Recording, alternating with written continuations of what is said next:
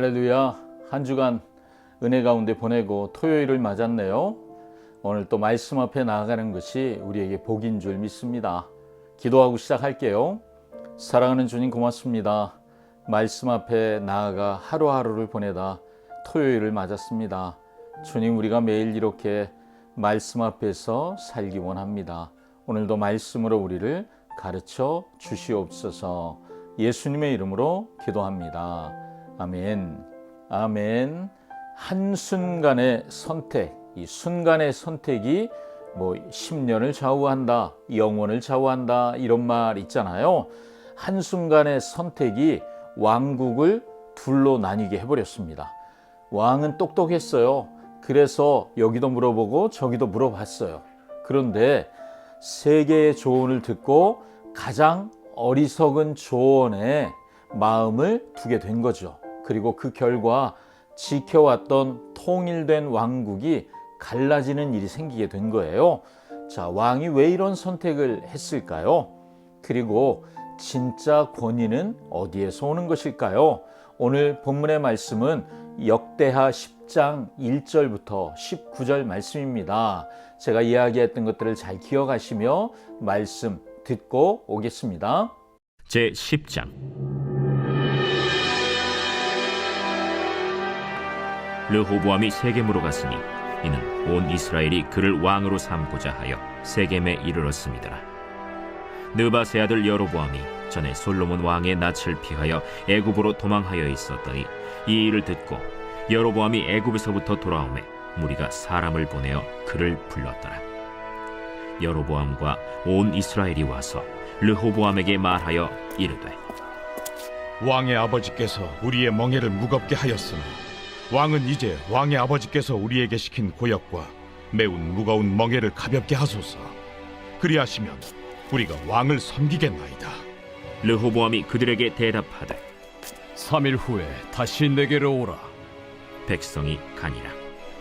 르호보암 왕이 그의 아버지 솔로몬의 생전에 그 앞에 모셨던 원로들과 의논하여 이르되, 너희는 이 백성에게 어떻게 대답하도록 권고하겠느냐? 하니 그들이 대답하여 이르되, 왕이 만일 이 백성을 후대하여 기쁘게 하고 선한 말을 하시면 그들이 영원히 왕의 종이 되리이다. 하나 왕은 원로들이 가르치는 것을 버리고 그 앞에 모시고 있는 자기와 함께 자라난 젊은 신하들과 의논하여 이르되, 너희는 이 백성에게 어떻게 대답하도록 권고하겠느냐? 백성이 내게 말하기를 왕의 아버지께서 우리에게 매운 멍에를 가볍게 하라 하였느니라. 함께 자라난 젊은 신하들이 왕께 말하여 이르되, 이 백성들이 왕께 아뢰기를 왕의 아버지께서 우리의 멍에를 무겁게 하였으나 왕은 우리를 위하여 가볍게 하라 하였은즉 왕은 대답하시기를 내 새끼 손가락이 내 아버지의 허리보다 굵으니 내 아버지가 너희에게 무거운 멍에를 매게 하였으나 이제 나는 너희의 멍에를 더욱 무겁게 할지라. 내 아버지는 가죽 채찍으로 너희를 치셨으나 나는 전갈 채찍으로 하리라 하소서. 3일 만에 여로보암과 모든 백성이 르호보암에게 나왔으니 이는 왕이 명령하여 이르기를 3일 만에 내게로 다시 오라 하였습니다. 왕이 포악한 말로 대답할세 르호보암이 원로들의 가르침을 버리고 젊은 신하들의 가르침을 따라 그들에게 말하여 이르되, 내 아버지는 너희의 멍에를 무겁게 하였으나 나는 더 무겁게 할지라. 내 아버지는 가죽 채찍으로 너희를 치셨으나 나는 전갈 채찍으로 치리라. 왕이 이같이 백성의 말을 듣지 아니하였으니 이 일은 하나님께로 말미암아 난 것이라. 여호와께서 전에 실로 사람 아히야로 하여금 느바세 아들 여로보암에게 이르신 말씀을 응하게 하십니다. 온 이스라엘은 왕이 자기들의 말을 듣지 아니함을 보고 왕에게 대답하여 이르되, 우리가 다윗과 무슨 관계가 있느냐? 이세 아들에게서 받을 유산이 없도다. 이스라엘아, 각각 너희의 장막으로 돌아가라. 다윗이여, 이제 너는 내 집이나 돌보라. 하고 온 이스라엘이 그들의 장막으로 돌아가니라. 그러나 유다 성읍들에 사는 이스라엘 자손들에게는 르호보암이 그들의 왕이 되었더라. 르호보암 왕이 역군의 감독 하도람을 보냈더니 이스라엘 자손이 저를 돌로 쳐 죽인지라. 르호보암 왕이 급히 수레에 올라 예루살렘으로 도망하였더라. 이에 이스라엘이 다윗의 집을 배반하여 오늘날까지 이르니라.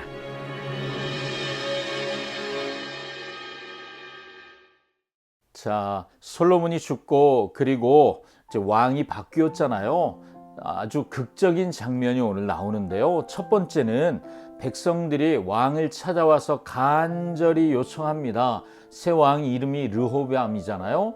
르호보암 왕에게 와서 말하기를 왕의 아버지께서 우리의 멍에를 무겁게 했으니, 여러분 20년 동안 공사했어요. 그러니까 얼마나 무거웠겠습니까? 그러니까 무거운 멍에를 가볍게 하소서, 이게 4절에 나오잖아요. 그러면 우리가 왕을 섬기겠습니다. 자, 백성들이 무조건 반역한 게 아니라는 걸 우린 주목해야 됩니다. 경청해 달라고 요청한 거예요. 우리 말을 좀 귀 기울여 들어주십시오. 우리의 아픔도 좀 들어주고 우리의 짐을 좀 가볍게 해주십시오. 정중히 부탁한 거잖아요.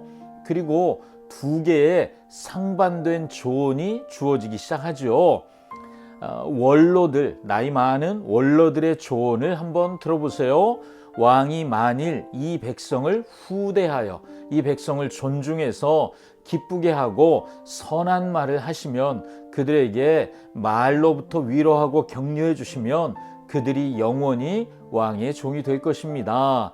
이게 리더십의 본질이죠. 진짜 권위는 막 억누르는 강압에서 나오는 것이 아니잖아요. 백성을 후대하는 거예요. 존중하고 기뻐할 만한 선한 말을 하고, 그러면 영원한 충성을 얻게 될 것이다, 이렇게 말해준 거잖아요. 그런데 10절에 보니까 젊은 신하들의 생각이 달랐죠. 내 새끼손가락이 내 아버지의 허리보다 굵다. 여러분, 이게 무슨 뜻이에요?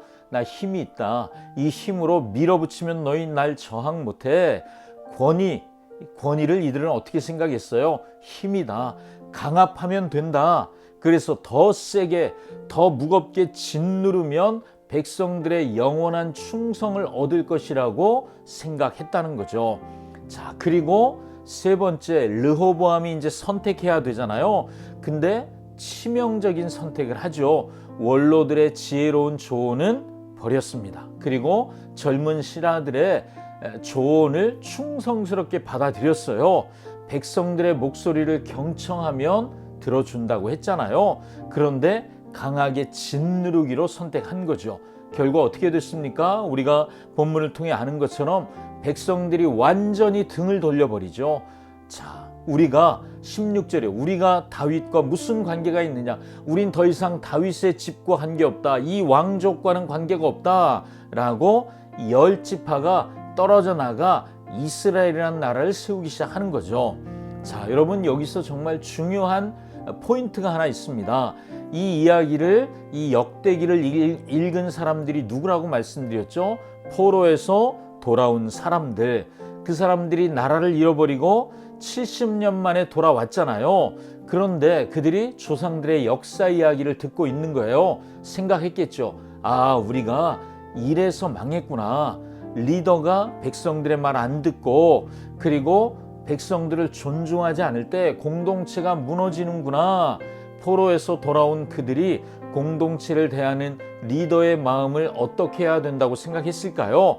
그들이 지금 왕은 없지만 공동체를 어떻게 해야 돼요? 존중하고 그들의 말을 귀 기울여 들어야 하는 거죠. 자, 르호보암처럼 하지 마라. 백성을 섬겨라. 이런 가르침을 배우게 된다는 거죠.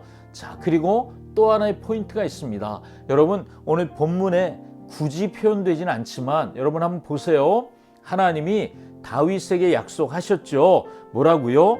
다윗의 후손 중에 하나님이 왕을 계속 세우실 것이라고. 나라는 갈라졌습니다. 오히려 다윗의 후손들이 다스리는 건 아주 위축됐어요. 그런데 거기서 유다 지파를 통해 계속 왕위가 이어지고 결국 그 혈통에서 참 왕 되시는 예수 그리스도가 오시게 되잖아요.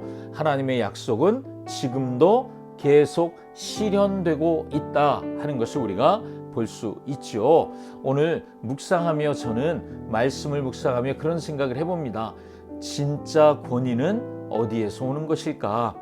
예수님도 이렇게 가르치셨잖아요. 너희 중에 누구든지 크고자 하는 자는 너희를 섬기는 자가 되고, 마태복음 20장 26절 말씀이죠. 예수님이 직접 제자들의 발을 씻겨 주시죠. 그것이 진짜 리더십, 권위라는 것을 보여주시는 거예요. 오늘 저도 그렇고 여러분도 그렇고 우리는 크고 작은 권위를 가지고 살고 있습니다.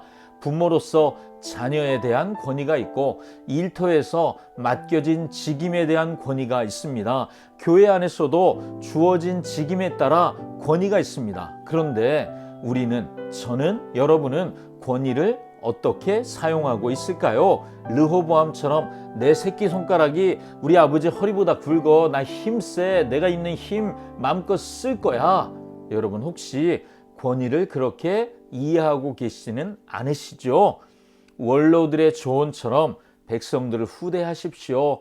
기쁘게 해주십시오. 선한 말로 그들을 위로해 주십시오. 이것이 섬김의 리더십이라는 거죠. 또 하나, 오늘 묵상에서 제가 생각하게 되는 건 경청이란 단어예요. 이게 얼마나 중요한지 다시 한번 생각해 보게 됩니다. 우리의 자녀들이 힘들다고 말할 때, 야, 나 때는 더 힘들었어. 우리 그렇게 말할 수 있잖아요. 또 함께하는 일터에서 일하는 분들 중에 누가 어려움을 호소할 때, 아유, 다 참고 하는 거야, 참아. 여러분 혹시 그렇게 말하고 있지 않으십니까? 물론 틀린 말 아닐 거예요.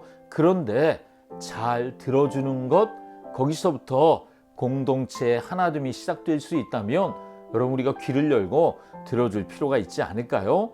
르호보암의 실패는 단순히 듣지 않은 게 아니라 듣고도 무시한 거였습니다. 백성의 아픔을 외면하고 자기 힘만 믿은 거죠. 진짜 리더는 먼저 듣는 사람, 공감하는 사람, 섬기는 사람이구나. 오늘 저는 그렇게 다시 한번 배웁니다. 포로에서 돌아온 이스라엘 백성들이 이 장면을 보고 과거의 실패에서 배우려고 하는 것처럼 우리도 이 장면을 통하여 하나님 앞에서 다시 배우는 묵상의 시간이 되었으면 좋겠습니다. 기도하겠습니다. 사랑하는 주님, 하나님 앞에 경청하고 또 잘 듣고 순종하는 사람 되기 원합니다. 그리고 함께하고 있는 가족들, 또 일터에서 만난 사랑하는 분들, 우리 교회 사랑하는 식구들, 누구의 말이든 경청하고 사랑으로 섬기는 사람들 되게 하여 주시옵소서. 예수님의 이름으로 기도합니다. 아멘. 아멘. 토요일 우리가 경청하고 잘 섬기고 사랑하며 보내시고, 내일 주일에 마음을 활짝 열고 하나님 말씀을 경청하며 함께 예배하는 그런 시간 기대해 봅니다. 샬롬.